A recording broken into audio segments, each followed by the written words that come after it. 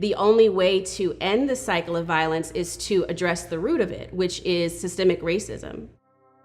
Ma'am, come down off the pole. My name is Bree Newsome. I came to national recognition when I scaled the flagpole at Columbia, South Carolina, and lowered the Confederate flag.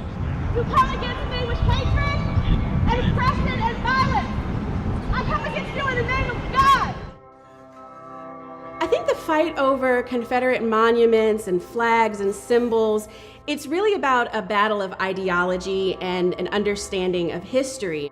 These monuments symbolize slavery and systemic racism. And so when people are going back and forth over how these monuments should be displayed or if they should be displayed at all, what we're really debating is our history of slavery and our present reality of systemic racism. We have to remember, segregation was the law of the land until just 50 years ago. And even though it's not the law of the land, it's still very much a social practice. Many of our institutions are as segregated today as they were before the Civil Rights Movement.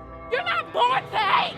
None of us are born to hate. The neo-Nazis and the white supremacists, they see an ally in the White House. They see allies in the police force. They see allies in the entire power structure, and they're not entirely wrong in that. I'm coming down. I'm prepared to be arrested. I was on the news the other day, and the banner read, "Bree Newsom illegally removed flag in South Carolina."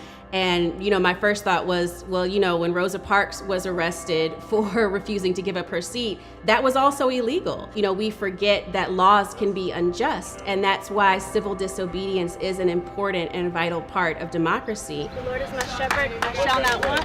I hope that we don't see the same level of violence that we saw in the past. But one thing that is really concerning to me is that in the 60s, we still had functioning institutions. So you were able to pass sweeping civil rights legislation because we had, a functioning government at the federal level. Today, we're dealing with, a breakdown in our institutions in the most basic way. And I think that is an element that is unprecedented.